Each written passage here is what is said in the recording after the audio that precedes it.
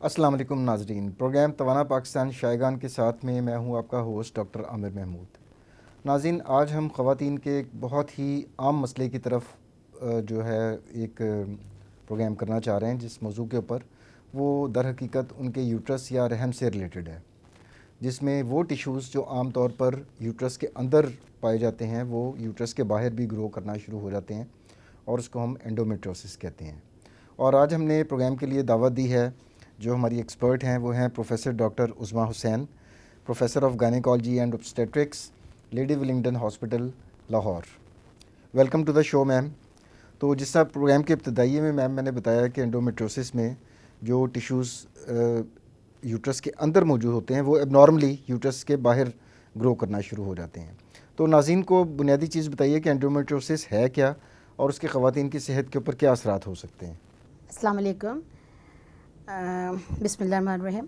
Endometriosis एक तकलीफ़ देह बीमारी है और ये एक टिश्यू यूट्रस के अंदर जो जिसको हम एंडोमेट्रियोसिस कहते हैं उसकी वजह से होता है जब ये यूट्रस के बाहर पाया जाए। जब ये यूट्रस की मसल वॉल में होता है तो एडिनोमायोसिस कहते हैं हम।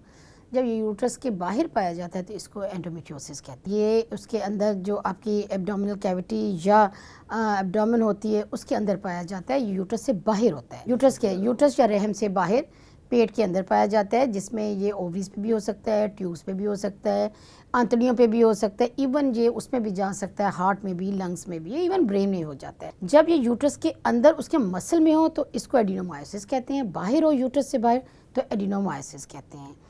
तो इसका इफ़ेक्ट जो ख़वातीन की लाइफ पे होता है, जो इम्पेक्ट ऑन लाइफ है, तो इसका कोई बहुत अच्छा असर नहीं पड़ता। उनकी क्वालिटी ऑफ लाइफ बहुत ज़्यादा डिस्टर्ब होती है। इसमें उनको बहुत ज़्यादा लोअर एब्डोमेन या पेट के निचले हिस्से में बहुत ज़्यादा दर्द रहती है, स्पेशली पीरियड्स के दौरान। थ्रू आउट ज़्यादा दर्द रहती है और फिर इवन जब बहुत ज़्यादा ये हो जाए तो पीरियड्स के दौरान भी, दोनों पीरियड्स के दरमियान भी दर्द रहती है।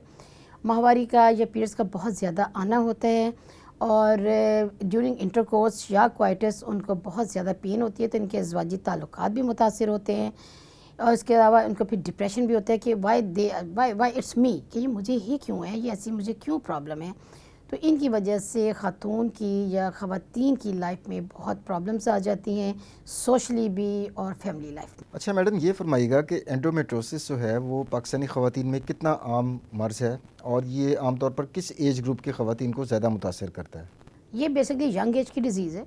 ये 20 से 40 साल की उम्र की औरतों में होती है, रिप्रोडक्टिव एज यानी कि बच्चे पैदा करने की है, जब वो यंग होती हैं। इसकी रीज़न ये होती है कि ये इसमें आप बच्चों को देर से पैदा करते हैं, जिनकी वजह से आप पीरियड्स को ज़्यादा देर के लिए एक्सपोज होते हैं। यानी कि अगर माहवारी 11 या 12 साल की उम्र में शुरू हुई है तो आप उसको लेके चल रहे हैं, ज़ाहिर 45 से लेकर ऑनवर्ड्स बंद होती है, लेकिन इस दौरान अगर आपने बच्चे पैदा नहीं किए या इंटरप्शन ऑफ पीरियड्स नहीं हुई, यानी कि जिस चीज़ में पीरियड्स बंद हो जाएँ तो उसमें यह डिज़ीज़ नहीं होती। वो क्या होते हैं, या प्रेगनेंसी है या बच्चे को दूध पिलाना है, तो इन कंडीशन में इसकी डिज़ीज़ भी नहीं होती और बल्कि ये इसकी ट्रीटमेंट भी है। तो ये इसके जो पाकिस्तान में ग्लोबली तो इसका रेट है 17 to 18% in cases of women जिनकी हम इनफर्टिलिटी के लिए करते हैं वर्कअप। और वैसे ये 24 to 25% है जो गायनिकोलॉजिकल डिजीज़ हैं, जैसे बहुत ज़्यादा पीरियड्स आना, कोई ट्यूमर आ गया, कोई डिफरेंट चीज़ें, फाइब्रॉइड्स, तो उनमें ये 25% है। लेकिन पाकिस्तान में अगर इनफर्टिलिटी देखा जाए, बांझपन देखा जाए, तो 25 to 50% वाइड रेंज है जिसमें ये है। जब हम ओपीडी करते हैं अपने हॉस्पिटल में, पब्लिक सेक्टर है हमारा, काफ़ी बिजी हॉस्पिटल है, तो जो मैंने उसका अंदाज़ा लगाया ओपीडी में, तो हमारे हर ओपीडी में जो 2 ओपीडी सिर्फ मेरे होते हैं, मेरे यूनिट के, उसमें हर ओपीडी में 2 से 3 ख़वातीन जो होती हैं एंडोमेट्रियोसिस की डायग्नोज होती हैं, यानी कि कंफर्म डायग्नोसिस। अच्छा मैम, अब हम इसकी वजूहात की तरफ आते हैं कि एंडोमेट्रोसिस की बुनियादी वजूहात क्या हैं और क्या जिस तरह शुगर है, ब्लड प्रेशर है, कि अगर माँ बाप में से किसी एक को या दोनों को ब्लड प्रेशर या शुगर हो तो बच्चों में भी होने का अंदेशा बढ़ जाता है, तो क्या एंडोमेट्रोसिस में भी मरूसियत का एलिमेंट पाया जाता है। इसकी जेनेटिक पे डिस्पोजिशन लाजमी है। बेसिकली इसके बहुत सारी वजूहात हैं, लेकिन ये कोई ख़ास वजूहत नहीं है। इसके मफरूज़ात हैं, बाज़ तो एक जो सबसे ज़्यादा जो लिया जाता है वो उसको कहते हैं रिट्रोग्रेड मेंस्ट्रुएशन, यानी कि आपके पीरियड्स यूट्रस में से ट्यूब्स के थ्रू पेट में गिर जाते हैं और वही टिश्यू वहाँ ग्रो करता है। फिर हर पीरियड्स के दौरान वो ब्लीड भी करता है, जिससे पेन होती है, क्योंकि उसको जगह ही नहीं मिलती बाहर जाने की। पीरियड्स का तो ब्लड जो बाहर को आ जाता है, तो ये उसको जगह नहीं मिलती, तो ये वहीं ब्लीड करता है और पेन करता है। दूसरी है कि सोइलम मेटाप्लेजिया, यानी कि जिन चीज़ों से पेट में ओवरीज या ट्यूब्स या एपिथेलियम बनी है, उनमें ये पोटेंशियल होता है कि किसी भी सेल में चेंज हो सकते हैं, उनमें ये एंडोमेट्रियोटिक सेल में भी चेंज हो सकते हैं। एक ये मफरूज़ा है। तीसरा मफरूज़ा ये है कि ये जो पीरियड्स होते हैं उसमें एंडोमेट्रियोटिक सेल जो होते हैं, एंडोमेट्रियम, तो वो ब्लड के थ्रू या लिम्फ के थ्रू दूसरे अज़ा में भी जा सकती है जिस्म के, जैसे जिसकी ये वजूहत दी जाती हैं कि ये हार्ट में कैसे चला गया, लंग में और ब्रेन में। अभी रिसेंटली मैंने एक सिम्पोजियम अटेंड किया था, यूएस से वो आए थे, तो उन्होंने बड़ी खूबसूरत हमें पिक्चर्स भी दिखाई जो उन्होंने ट्रीट की हुई थी लेप्रोस्कोपी के लिए, वो लंग, हार्ट, ब्रेन। तो आई वाज सो सरप्राइज कि कौन सी ऐसी जगह थी जहाँ ये नहीं था। फिर उसमें सर्जिकल साइड पे अगर हम सिजेरियन सेक्शन करते हैं, अगर हम प्रॉपर्ली क्लोज ना करें, यानी कि हम एंडोमेट्रियम भी ले लें क्लोज करते हुए, तो फिर स्कार एंडोमेट्रियोसिस भी हो सकता है। जेनेटिक प्रीडिस्पोजिशन बिल्कुल है, उन ख़वातीन में ये ज़्यादा है जिसकी माँ या बहन को ये हुआ हो। इसमें सोमैटिक म्यूटेशन है, यानी कि आपकी जीन चेंज हो जाती है, म्यूटेट हो जाती है। वो कैसे चेंज हो जाती है, उसकी बहुत सारी वजूहत हैं, जिनमें एक बहुत बड़ी एनवायरमेंटल चेंजेस हैं। जैसे आपका एक्सपोजर टू द रेडिएशन है, यानी कि जो रेडिएशन में ज़्यादा काम करते हैं वो अलॉन्ग विद ब्लड कैंसर इस चीज़ को भी प्री डिस्पोज होते हैं। जेनेटिक पॉलीजेनेटिक थेरी है जिसमें बहुत सारी जीन्स इन्वॉल्व होती हैं, तो डेफिनेटली वहाँ और इम्यूनिटी भी इन लोगों की कम हो जाती है। जब इम्यूनिटी कम हो जाती है तो इम्यूनोमॉड्यूलेशन नहीं होती, टी और बी लिम्फोसाइट का आपस में बैलेंस नहीं रहता, तो जिसकी वजह से ये एंडोमेट्रियोसिस फिर बहुत ज़्यादा हो जाता है।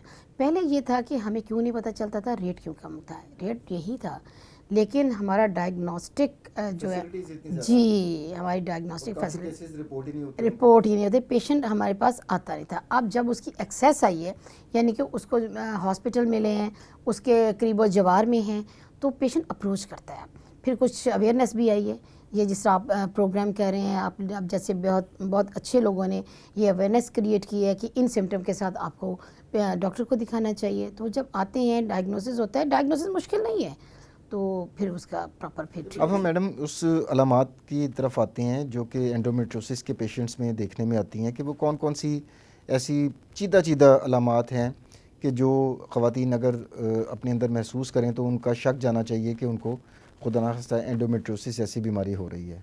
बेसिकली ये डिज़ीज़ है नली पैरिटी की, यानी कि बच्चे ना पैदा करना और पीरियड्स का लगातार फॉर अ लॉन्ग पीरियड आना। यानी कि आप अगर 11-12 साल की उम्र में पीरियड्स आए हैं तो 45 साल तक तो चलेंगे। वैसे एज उसकी है 45 टू 55 मीनोपॉज की, 55 ईयर्स तक भी चल सकते हैं।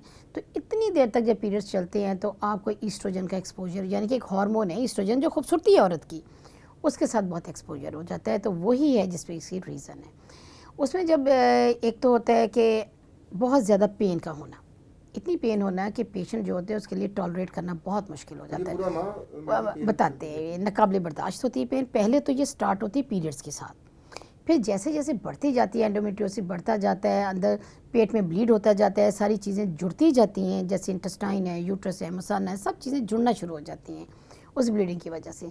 तो जब चीज़ें जुड़ती हैं तो दोबारा जब ब्लीड करती हैं अगले साइकिल में, तो वहाँ स्पेस ही नहीं होती, वो ब्लीड कहाँ करेगा, उसने उसी जगह पे करना है ना, तो फिर उसको जगह नहीं मिलती, उसके साथ नर्व एंडिस फिर वो एक्सपोज होती हैं, तो बहुत ज़्यादा पेन। फिर ये थ्रू आउट द साइकिल, यानी कि एक पीरियड से लेकर दूसरे पीरियड तक बहुत ज़्यादा पेन होती है। ये पेन जो होती है ना, ये डायग्नोस्टिक पेन होती है, ये खैर उससे पहले ही डायग्नोज हो जाती हैं कि इतनी सीवियर पेन तो नाकाबिले बर्दाश्त होती है। दूसरे क्वाइटस या इंटरकोर्स के दरमियान बहुत ज़्यादा पेन होना, नाकाबिले बर्दाश्त पेन हो, तो फीमेल कर ही नहीं सकती, उसकी वजह होती है एंडोमेट्रियोसिस उस जगह पे पाया जाता है।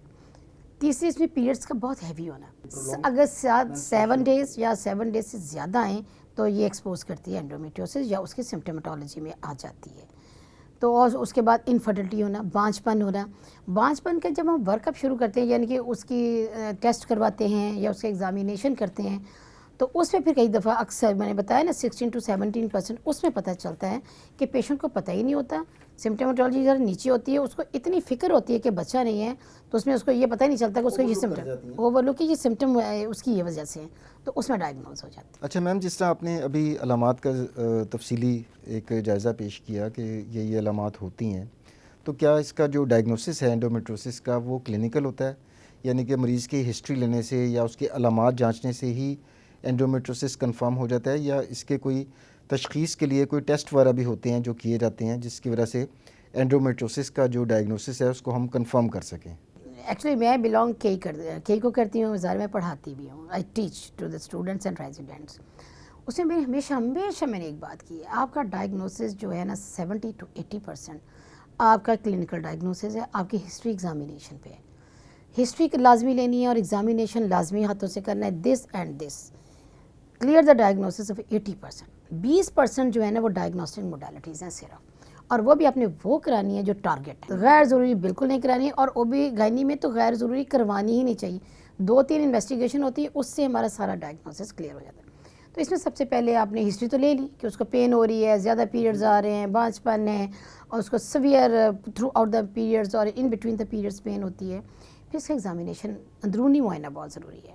हम जब अंदरूनी मुआयना करते हैं तो पेशेंट को बहुत पेन होती है, पेशेंट टॉलरेट नहीं कर सकता, बर्दाश्त नहीं कर सकता वो, और उसके साथ यूट्रस जो होती है कि वो पोस्टीरियरली पीछे को गिरी होती है और फिक्स्ड होती है, मोबाइल नहीं होती। और इवन उसके एग्जामिनेशन पे अगर सीवियर हो तो नोड्यूल्स भी हमें फील होते हैं जो एंडोमेट्रोटिक होते हैं, जो वजाइना में होते हैं। ये एक डायग्नोस्टिक 50 to 60% क्राइटेरिया जो एग्जामिनेशन पे है। ऑफ कोर्स उसके बाद आपने कंफर्म करना है, उसके लिए अल्ट्रासाउंड है। अल्ट्रासाउंड बहुत एक अच्छी नॉन इन्वेजिव फैसिलिटी है, वो करवाना पड़ता है कि इसमें खून की थैलियाँ तो नहीं बनी हुई।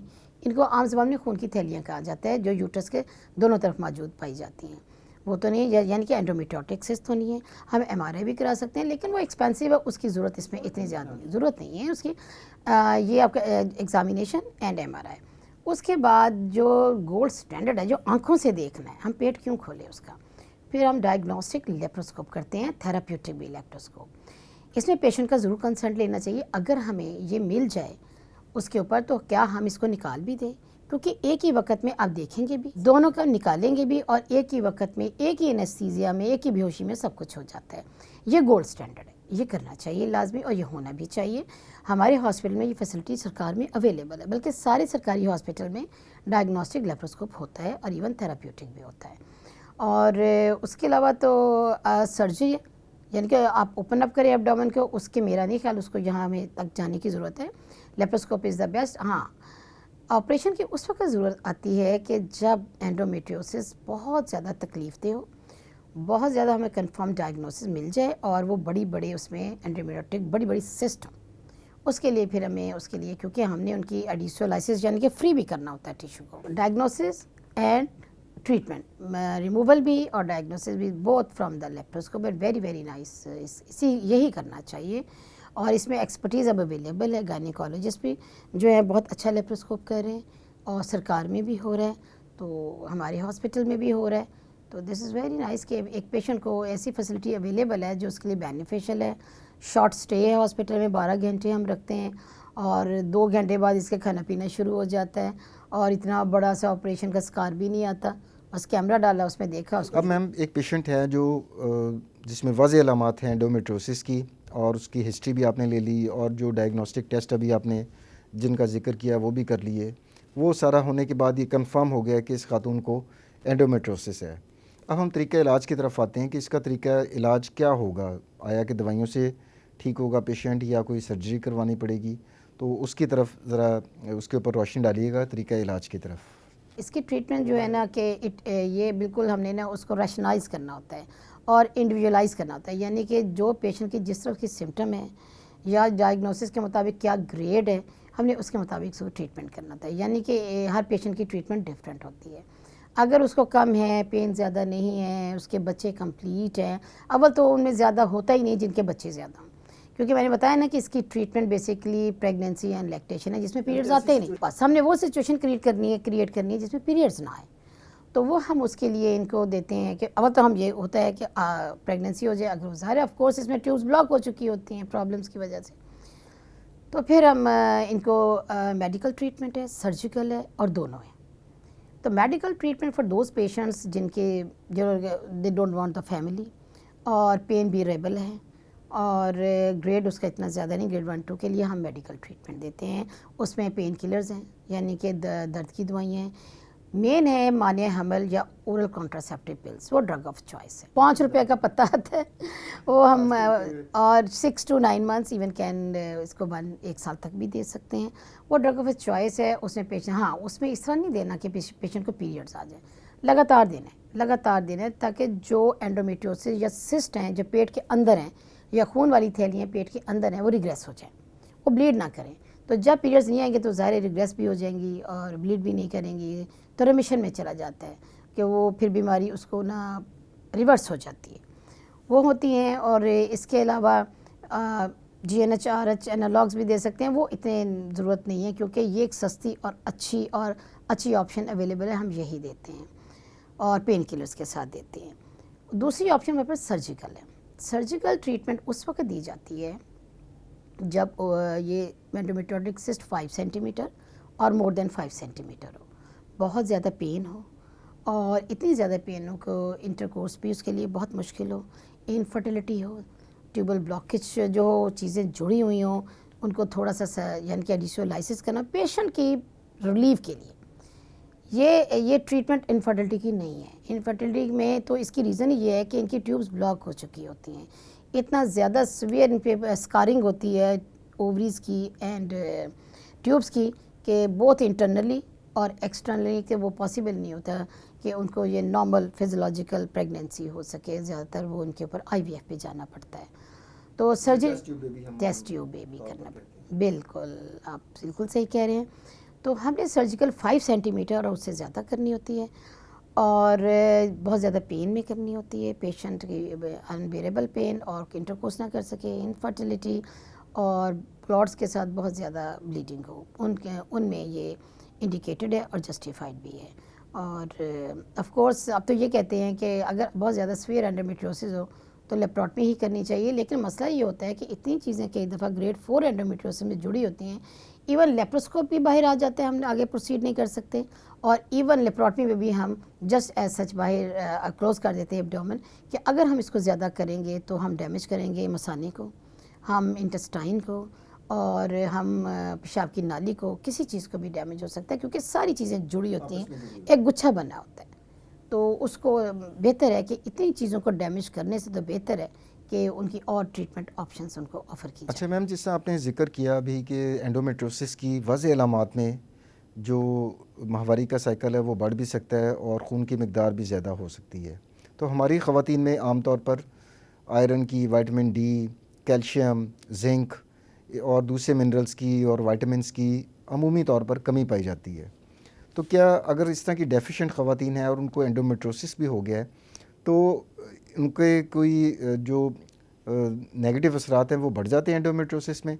और क्या इन अगर विटामिन्स की और आयरन की कमी को हम पूरा कर दें थ्रू सप्लीमेंट्स तो एंडोमेट्रोसिस का जो ट्रीटमेंट का आउटकम है वो क्या बेहतर हो जाता है? बिल्कुल होता है। इसमें हम दे सकते हैं antioxidants, iron, vitamin C, omega 3 capsules और दूसरी भी एंटीऑक्सीडेंट्स हैं। इनमें सबसे ज़्यादा इम्पॉर्टेंट तो आपकी ये है कि मैग्नीशियम जो मसल्स को रिलैक्स करती है और आपकी पेन रिलीव करती है, बड़ी इंपॉर्टेंट है। और ज़ाहिर है खून की कमी हो जाती है, बहुत हैवी ब्लीडिंग होती है, आयरन और विटामिन C का कॉम्बिनेशन देना चाहिए जो खून की कमी को दूर करती हैं और इसकी ताकत को भी बहाल करती हैं। उसके बाद जिंक बहुत इंपॉर्टेंट है, ये इसको एंटीऑक्सीडेंट कहते हैं। एंटीऑक्सीडेंट की 4 प्रॉपर्टीज़ होती हैं हर एंटीऑक्सीडेंट, जैसे विटामिन C भी एंटीऑक्सीडेंट है। उसमें ये जिंक जो है ना, इसका इन्फ्लेमेशन या सोजिश को कम करता है और इम्यूनिटी या क़ुव्वत मुदाफ़त को बढ़ा देता है। जब क़ुव्वत मुदाफ़त बढ़ती है, इम्यूनिटी बेटर होती है, तो ये डिज़ीज़ नहीं होती। ये T और B लिम्फोसाइट का जो है ना इम्बैलेंस इसको करता है, जब वो प्रॉपर हो जाएंगे तो ये उसमें नहीं होती। एंटीऑक्सीडेंट की मैंने बताया ना 4 प्रॉपर्टीज़ हैं। वो एंटी कैंसर है, वो इम्यूनोमॉड्यूलेटर्स है, यानी कि इम्यूनिटी को चेंज कर देते हैं, वो कम है तो ज़्यादा कर देते हैं या प्रॉब्लमेटिक है तो उसको ठीक कर देते हैं। हेयर ग्रोथ और स्किन के लिए बेस्ट है और गैमेट्स को या एग्स को और स्पर्म को बहुत ज़्यादा गुड क्वालिटी कर देते हैं due to the mitochondrial infection, यानी कि सेल के अंदर का फंक्शन को बहुत इंप्रूव करते हैं। ये 4 क्वालिटीज़ यूज़ होती हैं इनके लिए, तो इसलिए एंटीऑक्सीडेंट हम इनको लाजमी देते हैं कि उनका सोजिश को कम करते हैं, इम्यूनिटी को बेटर करते हैं, ताकि वो डिज़ीज़ हो ही ना, अगर हो तो उसकी बेटर उसको ना क़ुव्वत मुदाफ़त उसकी उसको उसके बेहतर तरीके से उसको मैनेज कर सके। जब जो मैंने इनकी सारी सिम्टोमेटोलॉजी बताई है, जैसे सीवियर पेन होना और मोस्ट इम्पॉर्टेंट बांझपन होना। हमारे सोशल स्टिग्मा ये है कि जहाँ भी वो कपल को भी जाएगा, बल्कि औरत के साथ तो ज़्यादा ज़्यादती होती है, हर फैमिली फंक्शन पे या कहीं भी गैदरिंग से ये पूछना है कोई खुशखबरी, कोई बात मुझे ये बताएं, जो खुशखबरी होगी तो सभी को पता चल जाएगी ना, सबको नज़र आ जाएगी ना, तो ये क्वेश्चन तो पूछना ही नहीं चाहिए। और दूसरी इन सब बातों की वजह से वो सोशली आइसोलेट हो जाती है, वो फिर जाती ही नहीं है और फिर डिप्रेशन में चली जाती है कि एक चीज़ ख़राब होती है दूसरी उसके साथ साथ ख़राब होना शुरू हो जाती है, सर्कल में चीज़ें गोल गोल घूमती हैं और उसकी क्योर नहीं होती। मेन ये होता है फिर वो ट्रीटमेंट भी छोड़ देती है, क्योंकि जब ये ठीक ही नहीं हो रहा और मेरे साथ इतना लोगों का बिहेवियर है, ये भी क्योंकि सास मैं कह तो नहीं सकती हर कोई सास ऐसी तो नहीं होती, लेकिन सब लोगों को अक्सर ये इश्यूज़ आते हैं कि उनको बार बार पूछा जाता है, बात तो आती है कि अब उनकी दूसरी शादी इनके हस्बैंड की, हाँ जी, दूसरी शादी पे डिवोर्स पे, तो फिर कहते हैं इलाज बड़ा महंगा है, इलाज महंगा है, हम इतने कितने का ऑपरेशन कराएं। So these are all things जब इकट्ठी होती हैं तो पेशेंट बहुत अपने आप को ऑकवर्ड फील करती है, डिप्रेस्ड फील करती है, सोशली आइसोलेट हो जाती है, लद हो जाती है, तो जाहिर है फिर उसको इमोशनली उसको वो भी नहीं किया जाता, प्रॉम्प्ट भी नहीं किया जाता, उसकी मदद भी नहीं की जाती। तो मेरे ख़्याल में ये ऐसा रवैया हमें बिल्कुल नहीं करना चाहिए, उसको बहुत उसके में हेल्प करनी चाहिए और डिप्रेशन से उसको जाने ही नहीं देना चाहिए। अगर उसमें ऐसे सिम्टम्स आ गए हैं, ये हो गई है, तो उसके निकालने के लिए हमें उसको हेल्पफुल होना चाहिए। हमारा ये सोशल स्टिग्मा और प्रॉब्लम बहुत ज़्यादा है कि इसको हमें अवॉइड करना चाहिए, बल्कि इसको ख़त्म कर देना चाहिए, लेकिन अभी तो हमारे बस की बात नहीं है, क्योंकि माँ आती है तो वो कहती है इसकी सास को या इसके घर वालों को ये कहें, सास आती है तो कहती हैं ये कहें, तो ज़ाहिर हमने तो वही कहना होता है जो हमारी रिक्वायरमेंट या पेशेंट की डिज़ीज़ के बारे में है। तो ये मेरा सबके लिए ये एक पैगाम है कि ये चीज़ें जो स्पेशली बच्चे का नाना कभी ना डिस्कस करें सोशली, उसके साथ, कपल के साथ, फीमेल के साथ, कि जो चीज़ ये है तो वो तो आपको पता चल ही जाएगी। अच्छा मैम, अब हम प्रोग्राम के अख्ताम की तरफ बढ़ रहे हैं और मैं चाहूँगा कि आज के मौजू की मुनासबत से एंडोमेट्रियोसिस के ऊपर जो हमारी बहनें और जो ख़वातीन इस प्रोग्राम को देख रही हैं, उनको आप टेक होम मैसेज एंडोमेट्रियोसिस से बचाओ और उसके इलाज से मुतल्लिक क्या पैगाम देना चाहेंगी? टेक होम मैसेज ये है कि प्रेडिक्शन, प्रिवेंशन एंड ट्रीटमेंट होती है। प्रेडिक्शन है जब आपको सिम्टोमेटोलॉजी से पता चल जाएगा, इसमें उन्हीं ख़वातीन में ये ज़्यादा डिज़ीज़ होती है जिनके लेट मैरिजेज़ होती हैं। मैरिज भी अब इम्पोर्टेंट नहीं है, ज़माना अब ऐसा हो गया, पार्टनर्स आ गए हैं जो बच्चे लेट पैदा करते हैं। जिनके बच्चे लेट पैदा होते हैं उनमें ये डिज़ीज़ हो सकती है कि प्रेगनेंसी और लैक्टेशन ये इसकी ट्रीटमेंट है। तो आप अपने बच्चे टाइमली पैदा कीजिए और उनको दूध भी पिलाइए, वो ना सिर्फ एंडोमेट्रियोसिस से बचत होती है, ब्रेस्ट कैंसर भी प्रिवेंट होता है।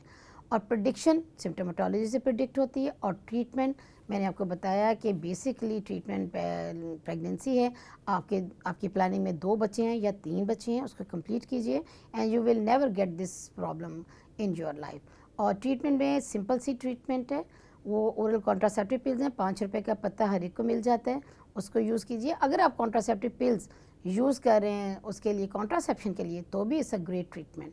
तो इसके मल्टीपर्पज़ हैं।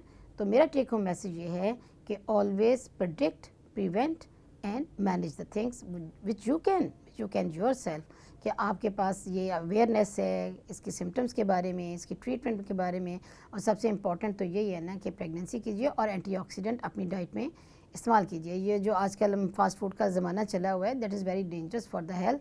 तो आप अच्छे फ्रूट्स यूज़ कीजिए, फ्रेश वेजिटेबल्स यूज़ कीजिए, चिकन खाएँ, मटन खाएँ और दालें खाएँ, फ्रेश सब्जियां खाएँ, everything is available. So nutritionally भी आपने इस डिज़ीज़ को कम्बैट कर सकते हैं। जी नाज़रीन, आखिर में मैं शुक्रिया अदा करना चाहूँगा प्रोफेसर डॉक्टर उज़्मा हुसैन का, जिन्होंने आज इस अहम मौजू के ऊपर गुफ्तगू के लिए अपना कीमती वक्त निकाला। और उम्मीद करता हूँ कि पिछले एपिसोड्स तवाना पाकिस्तान शायगान के साथ की तरह ये एपिसोड भी आपको पसंद आई होगी। अगले प्रोग्राम तक के लिए डॉक्टर आमिर को इजाज़त दीजिए। अल्लाह हाफ़िज़।